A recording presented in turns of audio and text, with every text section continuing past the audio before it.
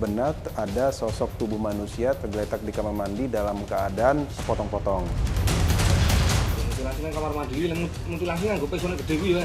Lah ngeliati yang kuwi.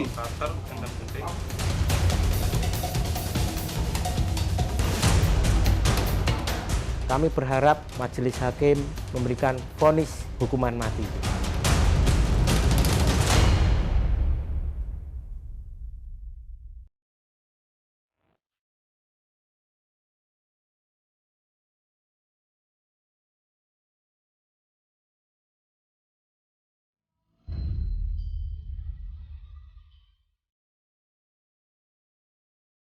Sleman, Yogyakarta. Salah satu kota di wilayah Jawa ini jadi tujuan tim menyingkap tabir kali ini. Ada peristiwa pembunuhan yang cukup keji di sini, di mana seorang janda muda jadi korban pembunuhan yang disertai mutilasi. Tak tanggung-tanggung, tubuh korban dipotong hingga 65 bagian. Potongan tubuh korban ditemukan terhampar di lantai kamar mandi sebuah penginapan di Jalan Kaliurang kilometer 18, Pakem, Sleman, Yogyakarta. Korban adalah Ayu Indraswari. Wanita berusia 34 tahun ini merupakan warga Kampung Suryo Putran, Kelurahan Panembahan, Kecamatan Kraton, Yogyakarta.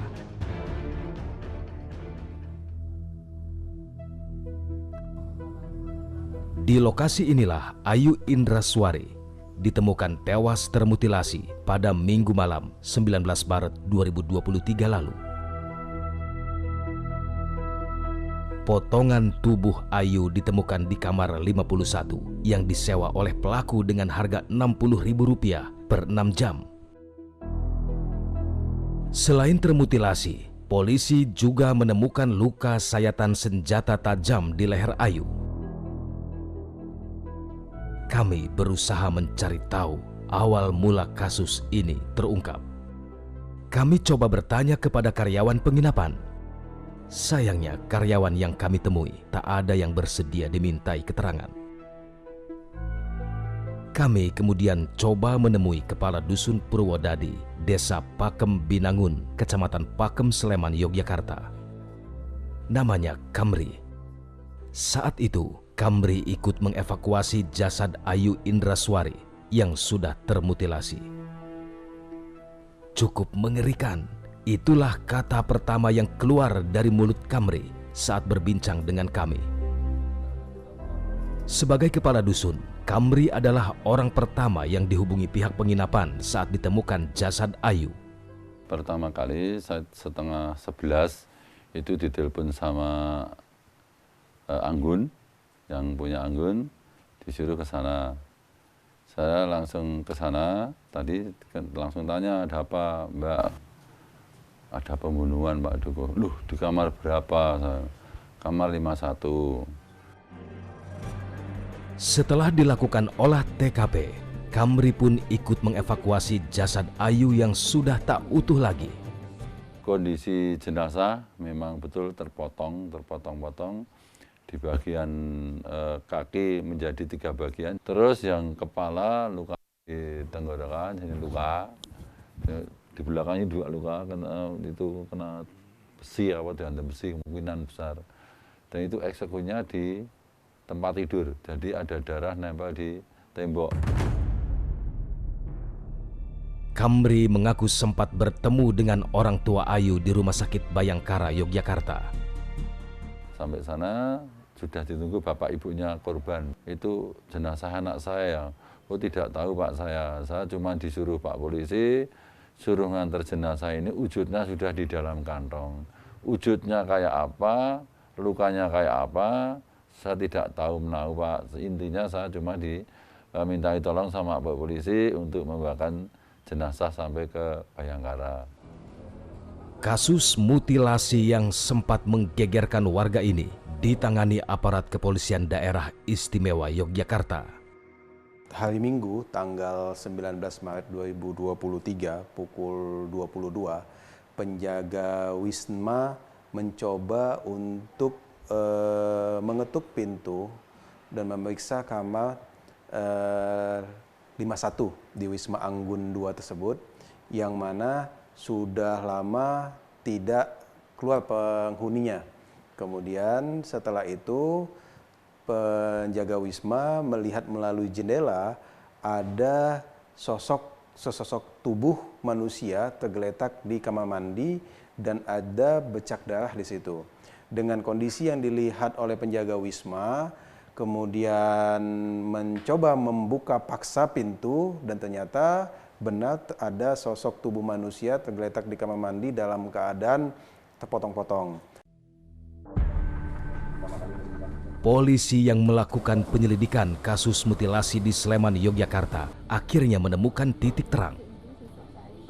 Dia lah memateni. Tak gorok apa nih sih? Pria berambut gondrong inilah yang membunuh dan memutilasi korban Ayu Indraswari. Ini tak gorok sih. Terus baru gue. Ning goreng nggo apa? Meto pisau. Nggo pisau. Nggo pisau Kalau apa? pisau gede, Nggih, pisau. kater karo gending.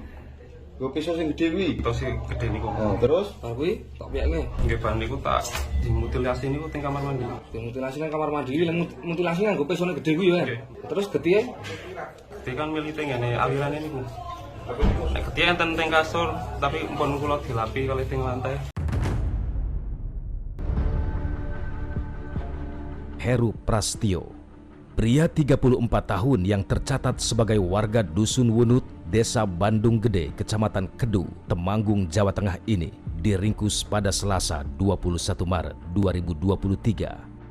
Pria 34 tahun yang tercatat sebagai warga Dusun Wunut, Desa Bandung Gede, Kecamatan Kedu, Temanggung, Jawa Tengah ini diringkus pada Selasa 21 Maret 2023.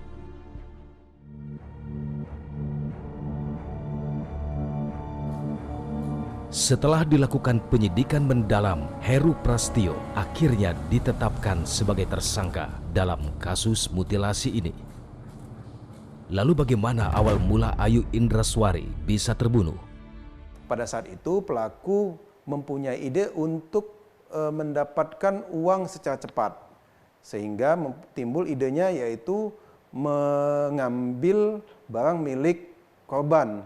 Pada saat itu pelaku menghubungi ada 3 teman pelaku, 3 orang gadis teman pelaku yang untuk diajak ketemu. Namun yang hanya mau ketemu yaitu hanya korban saja dan dibawa ke Wisma Anggun 2 tersebut dan kemudian terjadilah pembunuhan itu. Dan inilah barang bukti yang disita polisi terkait kasus mutilasi yang dilakukan oleh Heru Prastio.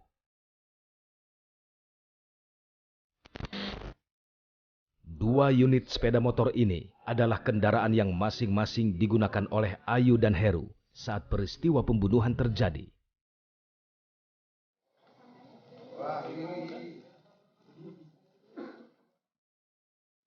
Rupanya Heru sudah merencanakan pembunuhan terhadap Ayu. Berikut cuplikan pengakuan Heru Prastio, sang eksekutor.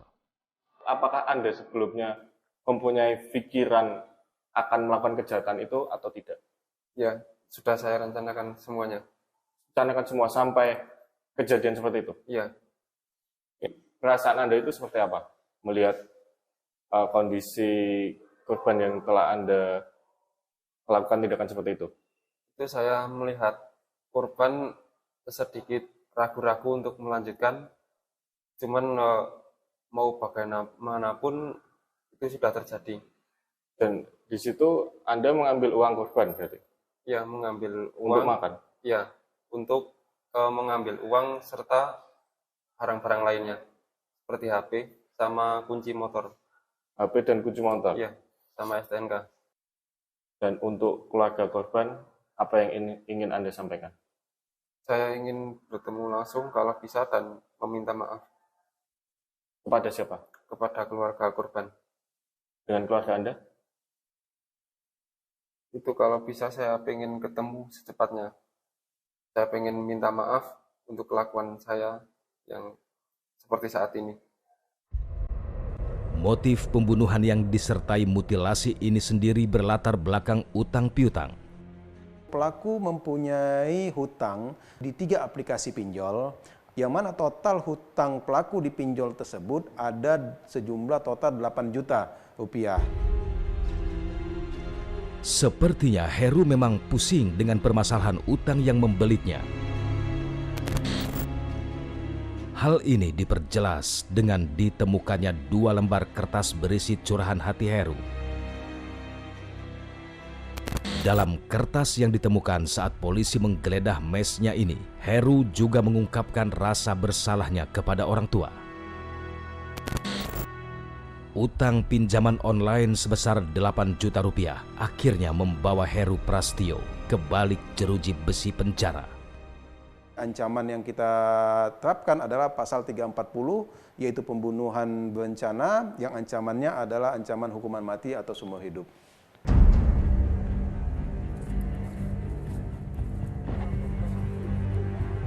Rupanya, orang tua korban merasa perlu menggandeng penasihat hukum untuk mengawal kasus ini. Mereka berharap agar pelaku bisa dihukum maksimal.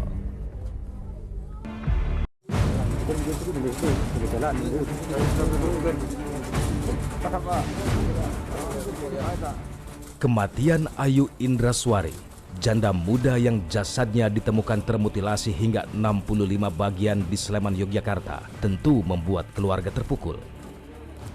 Apalagi dalam waktu dekat ini, Ayu akan melangsungkan pernikahan. Di sisi lain, keluarga juga merasa terusik dengan pemberitaan media yang seolah menyudutkan Ayu. Karenanya keluarga kini lebih menutup diri dari media. Segala bentuk informasi semua diserahkan sepenuhnya kepada penasihat hukum.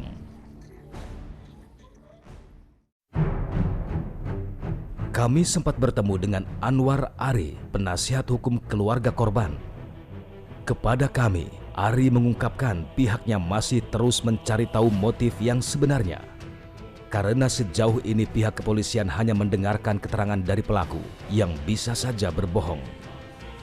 Dari motifnya sampai sekarang pihak Polda masih menyelidiki terkait motif yang sebenarnya. Mungkin dari pengakuan pelaku atau tersangka saat ini menyampaikan bahwa itu motifnya hanya untuk mengambil barang-barangnya. Tapi fakta hukum yang sebenarnya masih dalam penyelidikan dari pihak kepolisian Polda Daerah Istimewa Yogyakarta. Salah satu bukti yang sangat menguatkan adalah dari handphone masing-masing, baik dari pihak pelaku maupun pihak korban. Saat ini dari pihak kepolisian Daerah Istimewa Yogyakarta belum bisa menemukan handphone si korban. Ari juga merasa pelaku sangat pantas untuk diganjar hukuman mati atas perbuatan yang dilakukannya kepada korban. Harapan kami pihak kepolisian segera segera memproses hukumnya pelaku, ya, agar segera ada motif yang sebenarnya terjadi seperti apa. Satu itu. Yang keduanya, kami berharap nanti dalam persidangan majelis hakim memberikan vonis hukuman mati. Karena ini saya anggap sudah layak, karena ini pembunuhan kelas 1. Heru Prastio, selama ini ia bekerja sebagai karyawan penyewaan tenda di wilayah Ngemplak, Sleman. Di mata teman kerjanya, Heru dikenal sebagai sosok yang pendiam dan tertutup. Karenanya, mereka sangat terkejut saat mendengar kabar kalau Heru menjadi pelaku pembunuhan. Sama dia itu orangnya memang pendiam.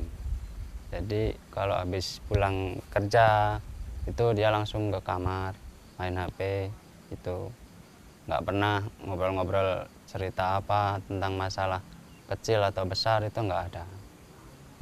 Orangnya itu tertutup, jadi nggak tahu tentang isi apa hatinya dia gimana gitu kan, nggak tahu pribadinya dia itu nggak tahu.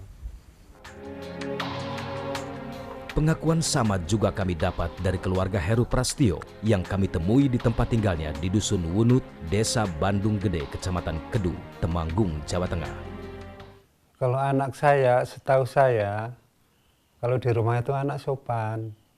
nggak pernah ada masalah sama orang tua atau tangga, teman gitu Pak. Sebelum kejadian itu. Saya nggak tahu kalau anak mau mengalami seperti ini ya, benar-benar nggak tahu Pak. Saya kaget kan, orang tua nggak tahu soal hutang, saya nggak tahu Pak. Nggak pernah cerita anak itu. Pulang itu katanya mau istirahat, tidur di rumah. Kalau enggak, paling-paling mancing. Nggak pernah kumpul sama teman atau tetangga gitu. Kalau pulang 3 hari, langsung tidur aja di rumah itu. Heru Prastio merupakan anak pertama dari 2 bersaudara, pasangan Imbuh Cahyono dan Sulasmi. Menurut orang tuanya, Heru ditangkap di tempat tinggal saudaranya di Kecamatan Gemawang, Temanggung. Waktu itu ada polisi dari Polres Jogja ke sini.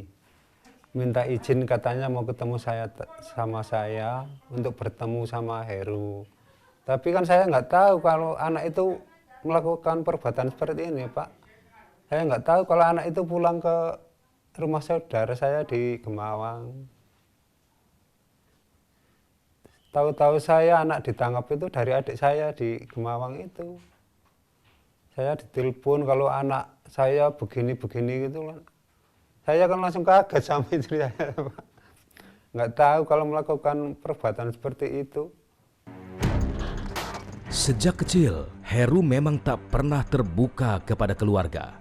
Namun beberapa bulan terakhir, sang ayah sempat melihat kalau anaknya itu gelisah. Namun ia tak mengetahui apa yang sedang dirasakan oleh sang anak. Untuk orang tua korban anak saya mohon minta maaf yang sebesar-besarnya. Saya tidak tahu kalau anak saya melakukan perbuatan seperti itu, Pak. Sekali lagi saya minta maaf. Menyoal kasus ini, pemerhati dan peneliti kriminalitas Suprapto Su punya pendapat. Ya, jadi kalau ada orang yang sampai melakukan tindakan keji, ya saya melihatnya itu keji, itu lebih dari sekedar jahat itu, karena dia memiliki satu beban, ya baik beban sosial, beban ekonomik maupun beban psikologis yang tidak mampu dia atasi, dan dia kemudian berada dalam satu kondisi yang tindakan rasionalnya itu menjadi terkalahkan, gitu. Sehingga ketika dia mendapatkan peluang untuk melakukan sesuatu, maka dia kemudian lakukan.